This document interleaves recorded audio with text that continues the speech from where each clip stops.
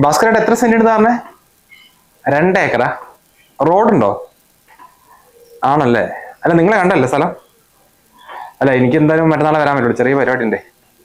അല്ല അതിനുള്ളിൽ മറിഞ്ഞു പോരല്ലോ, അങ്ങനെയാണെങ്കിൽ ടോക്കൺ കൊടുക്കായിരുന്നു. ആണോ? ആ ആയിക്കോട്ടെ, എന്തായാലും നിങ്ങളെ പാർട്ടിനോട് സംസാരിക്കും. ആ ശരി.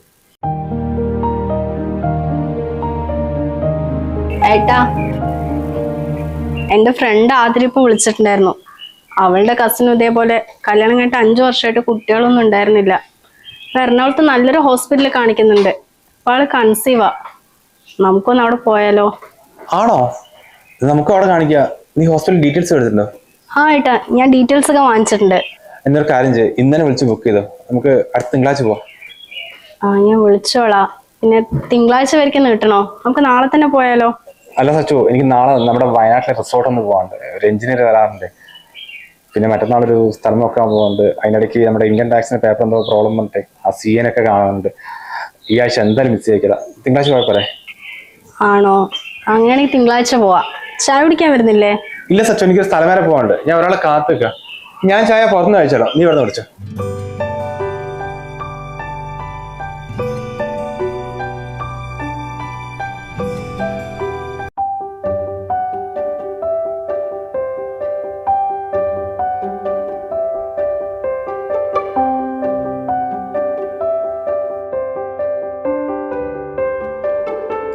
സുധേട്ടാ,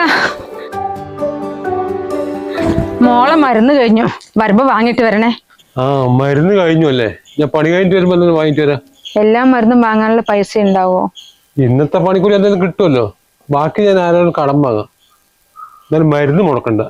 എന്നാ ശരി, പണി കഴിഞ്ഞ് വേഗം മരുന്നും വാങ്ങിട്ട് വരണേ. അതൊക്കെ ഞാൻ വാങ്ങാം. അരിയും മറ്റു സാധനത്തിലും വേണോ? അതൊക്കെ ഉള്ളത് മതി സുധേട്ടാ, പൈസ ഇല്ലാത്ത സമയത്ത് എല്ലാം കൂടി ആവില്ല. അന്ന് ഞാൻ പോയിട്ട് വരാം. എമൗണ്ട് അടുത്ത് ഇരിക്കണേ.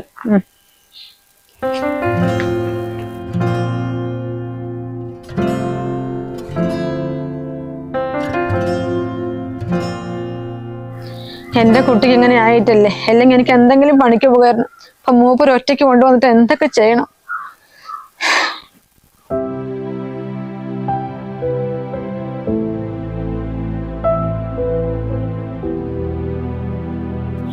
ഇല്ലടാ, റിസോർട്ടിന്റെ പണിയൊന്നും കഴിഞ്ഞില്ല.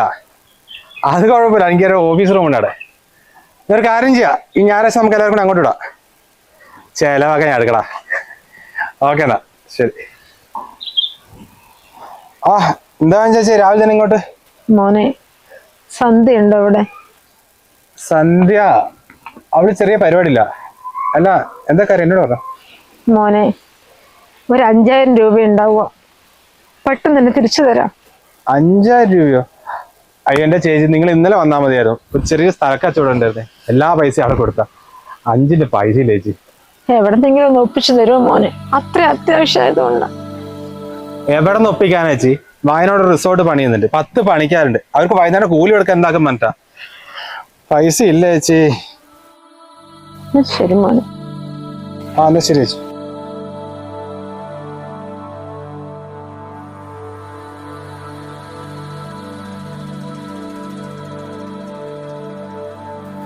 അഞ്ചായിരം എത്രേ?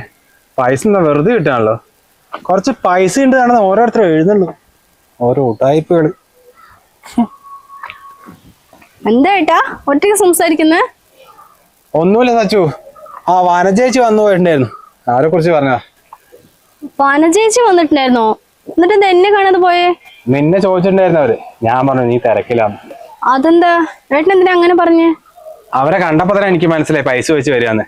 നിന്നോട് വെച്ചാൽ നീ ഒന്നും നോക്കാൻ എടുത്ത് കൊടുക്കില്ലേ, അതാ നീ തിരക്കിലാന്ന് പറഞ്ഞേ. 1 2 5,000 റുപ്യ വെച്ച് ഞാൻ ഇല്ലാതെ മടക്കി വെച്ചിട്ടുണ്ട്. എന്തിനായിട്ടാ അങ്ങനെ പറഞ്ഞേ? അവര് അത്ര അത്യാവശ്യമായതുകൊണ്ടായിരിക്കില്ലേ രാവിലെ തന്നെ ഇത്രയും ദൂരം വന്നത്? ഏട്ടയില് പൈസ ഇല്ലേ? ഒന്ന് കൊടുത്തൂടായിരുന്നോ? എന്റെ കയ്യിൽ പൈസ ഉണ്ട് പറഞ്ഞിട്ട് എല്ലാം എടുത്ത് കൊടുക്കുക. എടി അവരുടെ ഭർത്താവിന് പണിയിലാണ്ട് തിരിയാടി. 5,000 കൊടുത്ത് ആര് തിരിച്ചു തരാനാ? ഇതേപോലെ പൈസ ഇല്ലാത്തൊരവസ്ഥ നമുക്കും ഉണ്ടായിട്ടില്ലേ?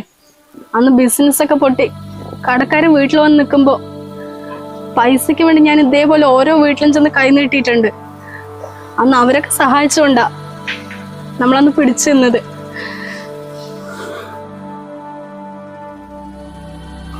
ഇപ്പൊ ദൈവം സഹായിച്ച് നമുക്ക് എല്ലാം ഉണ്ട്. അതൊന്നൊരു 5,000 രൂപ അവർക്ക് കൊടുത്തു എന്ന് പറഞ്ഞാൽ ഒന്നും സംഭവിക്കാൻ പോകുന്നില്ല ഏട്ടാ. ഒരു സ്ത്രീ മറ്റുള്ളവന്റെ വീട്ടിൽ പോയി കൈ നീട്ടില്ലെങ്കിലേ അവർക്ക് അത്ര അത്യാവശ്യമായതുകൊണ്ടായിരിക്കും. ആ ഒരവസ്ഥ ഞാനും അനുഭവിച്ചതാ.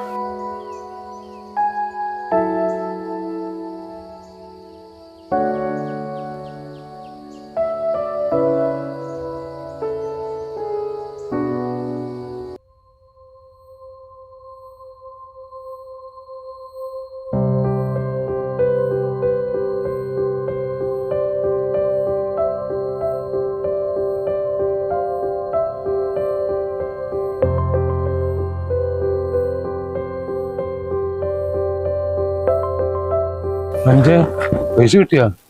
ഇല്ല സുധേട്ട, അവൻ്റെ അടുത്ത് പൈസ ഇല്ല എന്നാ പറയുന്നത്. ഇനിയിപ്പോ എന്ത് ചെയ്യാം? കിട്ടിയില്ല? നീ എന്തായാലും മോളുടെ അടുത്ത് പോയിരിക്കും, ഞാൻ ആരോട് കിട്ടി നോക്കട്ടെ.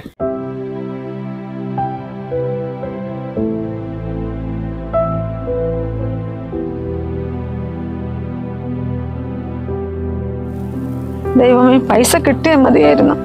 എന്റെ മോള്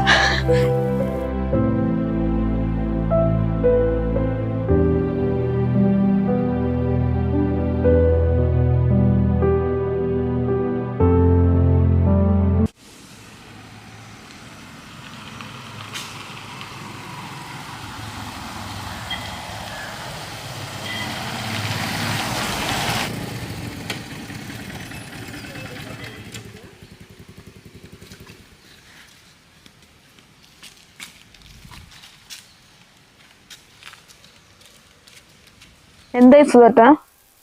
കിട്ടിയില്ല? അന്ന് അവരോടും കൂടി ചോദിച്ചു നോക്കേ. മോള് ഇതപ്പൊ കരഞ്ഞു കരഞ്ഞു ഉറങ്ങി. ശരിയെന്നാ.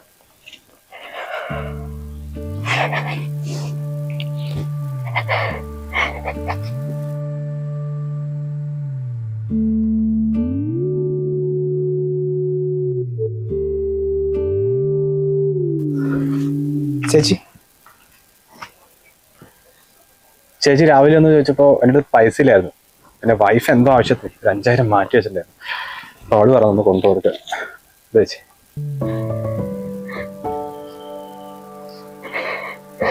ഒരുപാട് നന്ദിയുണ്ട് മോനെ. ഇത് കിട്ടിയിട്ടില്ലെങ്കിൽ ഞങ്ങൾ ആപ്പാട് പെട്ടുപോകുമായിരുന്നു. ഇത് ഞാൻ ഒരിക്കലും മറക്കില്ല. അത് കുഴപ്പമില്ല ചേച്ചി. അല്ല, എന്താ ഇത്രയും പൈസക്ക് അത്യാവശ്യം? എന്തെങ്കിലും പ്രശ്നമുണ്ടോ? മോൾക്ക് ആസ്മിന്റെ അസുഖം മോനെ. ഇന്ന് രാവിലെ അത് കൂടിപ്പോയി. ശ്വാസം എടുക്കാൻ പറ്റണ്ടേ. മരുന്നും കഴിഞ്ഞു. ഇനി കോഴിക്കോട് എത്തണ വിളയും കൊണ്ട് ബസ്സിന് പോകാൻ പറ്റില്ല. ഓട്ടോറിക്ഷ പിടിച്ച് പോകണം. ഒരു നിവർത്തിയില്ലുണ്ട് ഞാനിവിടെ പൈസക്ക് വന്നത്.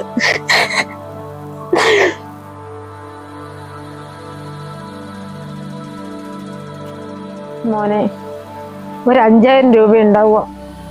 പെട്ടെന്ന് തന്നെ തിരിച്ചു തരാം. എവിടെന്നെങ്കിലും ഒന്ന് ഒപ്പിച്ചു തരുമോ മോനെ? അത്ര അത്യാവശ്യമായതുകൊണ്ട്. ചേച്ചി ഒരു കാര്യം ചെയ്തോ, വേഗം ഡ്രസ് മാറ്റുന്നു. ഞാൻ വീട്ടിൽ പോയിട്ട് വേഗം കാർ എടുത്തിട്ട് തരാം.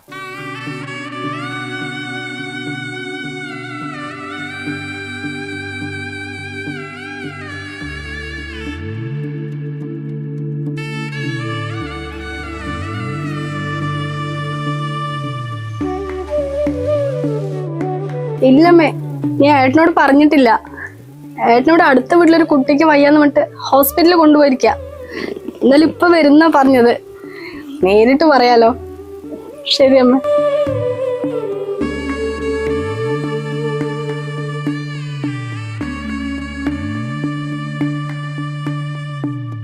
ആ, ഏട്ടൻ വന്നോ? ഇപ്പൊ ആ കുഞ്ഞിനെങ്ങനെയുണ്ട്? ഇപ്പൊ കുഴപ്പമൊന്നുമില്ലടോ, ഞാൻ വീട്ടിൽ കൊണ്ടാക്കിയേ വരുന്നു. പിന്നെ ഏട്ടാ, ഒരു സർപ്രൈസ് ഉണ്ട്. ഞാൻ ഏട്ടന് വരാൻ വേണ്ടി കാത്തിക്കായിരുന്നു. എന്താ സച്ചു? ഈ മാസത്തെ പീരീഡ്സ് ആവാൻ 3 ദിവസം ലേറ്റ് ആയപ്പോ ഞാൻ വെറുതെ ടെസ്റ്റ് ചെയ്ത് നോക്കിയതായിരുന്നു. രാവിലെ പോസിറ്റീവാ.